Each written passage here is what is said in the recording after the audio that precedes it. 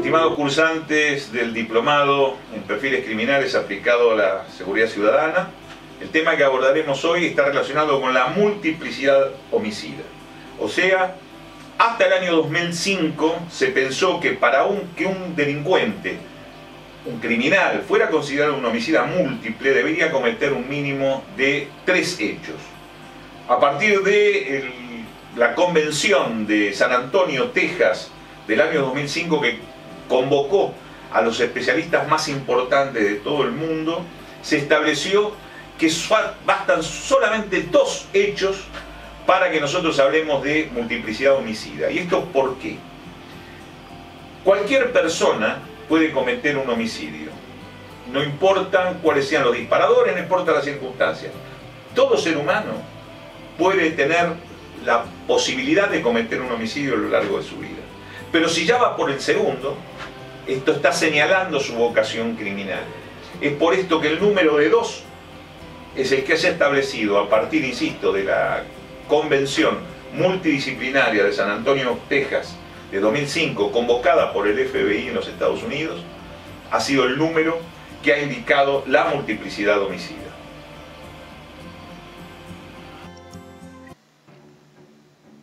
Dentro de la multiplicidad homicida vamos a estudiar en particular a los criminales seriales, hoy llamados criminales de comportamiento sistemático. Los criminales seriales han generado siempre una suerte de seducción en el público, lo que haya hecho que sean de alguna manera fuente inagotable de versiones televisivas, literarias, cinematográficas, etc. El nombre homicida serial o serial killer se lo debemos al señor que estamos viendo en pantalla, que es el agente especial Robert Kenneth Ressler, quien fuera el fundador y primer jefe de la Unidad de Ciencias de la Conducta, Unidad de Ciencias del Comportamiento del FBI. Ressler va a reconocer básicamente 3 tipos de homicidas múltiples.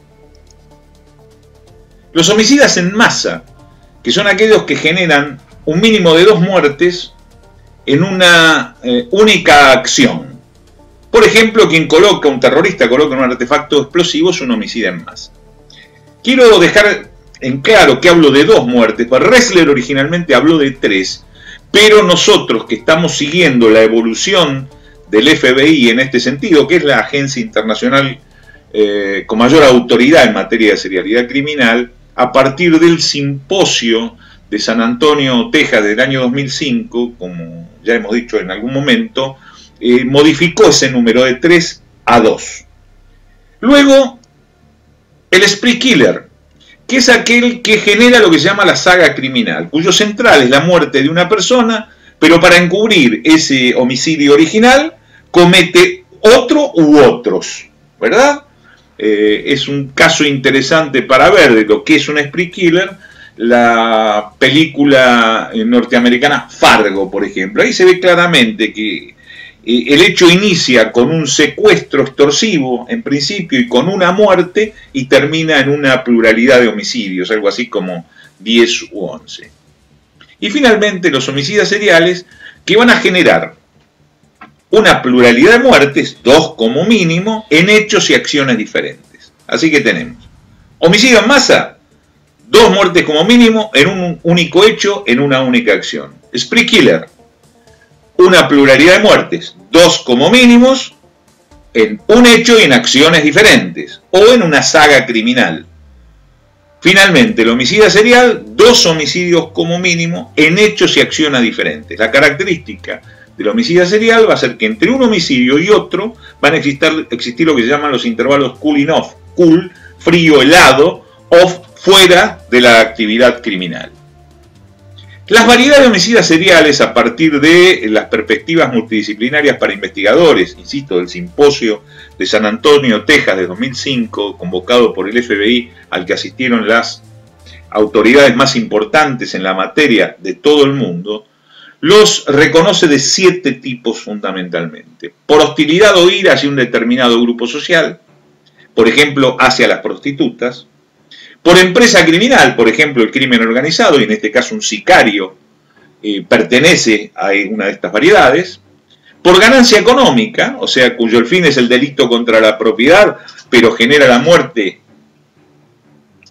en la mayoría de los casos para procurar o asegurar su impunidad, por ideología, por ejemplo los terroristas, por poder, los que abusan de cargos que los sitúan en una posición económica de importancia o en una situación política y por esto cometen homicidios a repetición o mandan cometer homicidios a repetición, los individuos que tienen patologías psiquiátricas, que son psicóticos, y finalmente los que matan por necesidades sexuales o donde el sexo está de por medio.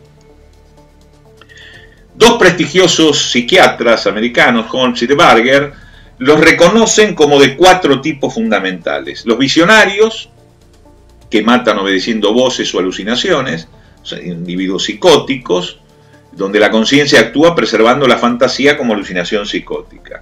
Los orientados por misión, que tienen por objetivo la eliminación de un grupo o una etnia determinada. Los hedonistas son aquellos que buscan emociones, y los orientados por control, en los que el goce radica en la dominación y sometimiento de la víctima. Vamos a dar un ejemplo, así hacemos un feedback. Tomemos la obra literaria de Umberto Eco, El nombre de la rosa, que como ustedes saben es el relato, la historia de una serie de homicidios ocurrida en un convento de pendolistas, de copistas de libros franciscanos, en algún lugar de los Alpes, ¿verdad? Cuando nosotros estudiamos la multiplicidad homicida, ¿a qué variedad existirá de esta que hemos mencionado? Entonces las vemos de nuevo. ¿Será un visionario? ¿Será orientado por misión? ¿Será hedonista? ¿Será orientado por control? Es orientado por misión. ¿Cuál es su misión? Matar a todo aquel que haya tenido acceso a el palincesto o el libro manuscrito de Aristóteles sobre la risa, ¿verdad? Entonces este individuo que indudablemente mata por un fanatismo religioso muy profundo, está orientado por esa misión. Todo aquel que haya podido observar ese libro que se mantiene en secreto en la biblioteca de esa abadía, va a ser víctima y homicidio que se genera de alguna manera pasivamente, porque ¿qué se hace? Se envenena las hojas del libro con arsénico. Otros especialistas los reconocen como enfocados en el proceso o en el acto. La diferencia radica fundamentalmente en que enfocados en el proceso lo que les interesa el poder y la dominación de la víctima. Los que están enfocados en el acto les interesa exclusivamente el hecho puntual de matar cuando se tratare de un homicidio o de cometer el delito contra la integridad sexual, que es el que realmente persiguen. Y luego, la de Ressler, la del FBI, que los reconoce como organizados y desorganizados, que es la categorización sobre la que vamos a trabajar nosotros en este curso de perfilación criminal. Veamos a los homicidas seriales a partir de sus víctimas, los organizados y los desorganizados. Estas son las características que va a tener la víctima. Desconocida para el organizado, conocida para el desorganizado, personalizada o despersonalizada para uno u otro. Para el organizado, que son individuos que típicamente son trastornos antisociales de la personalidad, busca víctimas habitualmente jóvenes, atractivas o atractivos. Los hechos en general son cometidos hacia el sexo opuesto. Diríamos que la inmensa mayoría de los criminales de comportamiento sistemático registrados o reconocidos en el mundo son más de un 90% hombres y en 7 u 8% son mujeres. Muchos son homosexuales y estos, en lugar de ir contra el sexo opuesto, van contra su propio sexo, cuando el componente de motivación se encuentra indudablemente involucrado en la búsqueda de alguna suerte de gratificación sexual. A partir de la agresión, reconocemos a los organizados como planificando los hechos, acechando, utilizando frecuentemente ligaduras, lleva armas a la escena del crimen, ejecución de actividades sádicas, porque indudablemente al organizado lo que le interesa es la dominación y el sometimiento a la víctima. El desorganizado, en cambio, es aquel donde el hecho se precipita, como dicen los neoclásicos americanos, cuando hablan de que para que exista un delito tiene que existir un bien, un delincuente motivado y ausencia de seguridad. Este tal vez sea el caso del desorganizado. Es el individuo que camina sobre una calle oscura. La falta de seguridad no solamente se registra por la ausencia de policía o fuerza de seguridad, la inseguridad también se percibe por la nocturnidad, la oscuridad, la soledad, etc. Entonces este individuo, por ejemplo, va por una calle oscura, se presenta una mujer, es el bien, la calle oscura y la soledad es la ausencia de seguridad, y él se motiva y se dispara el hecho criminal. Por eso en muchísimos casos el individuo obviamente no planifica, el hecho se precipita y el individuo improvisa armas, improvisa situaciones, lo que se va a evidenciar cuando la víctima no es sobreviviente, no solamente en el esquema físico del hecho, sino también en la misma escena del crimen y en la necropsia médico-legal. Acciones posteriores a la agresión, el organizado va a procurar fundamentalmente la eliminación de la evidencia forense, a diferencia del desorganizado, que es el que no va a dejar mucha evidencia. El cadáver mismo nos va a permitir la percepción del esquema físico completo. Y finalmente tenemos el perfil criminal de cada uno de ellos, cuáles son las características que vamos a tener en un organizado y cuáles las que vamos a tener en desorganizado. Ante cualquier hecho que a nosotros se nos someta a análisis, nuestro primer trabajo de perfilación es ver a cuál de estas dos variedades responde el criminal sobre el que nosotros estamos investigando. Y así arribamos al perfil criminal, que es la última parte y que va a ser el producto de nuestro trabajo de perfilación. El prestigioso médico forense argentino Osvaldo Raffo tiene su propia clasificación de los organizados, que respetamos, se parece en algunas cosas a la nuestra, así que la volcamos también como una opinión de otro experto dedicado también entre una multiplicidad de situaciones relacionadas con la investigación criminal, ya que el doctor Raffo no solo ha sido un prestigioso médico forense, sino también es criminólogo, ha ensayado la psiquiatría forense y también la investigación de los criminales de comportamiento sistemático. Recordar que nunca son puros, siempre algo de mixto, que es lo que tenemos que buscar, la mayor cantidad de información que nos lleve hacia un lado u otro, hacia el individuo organizado o el individuo desorganizado.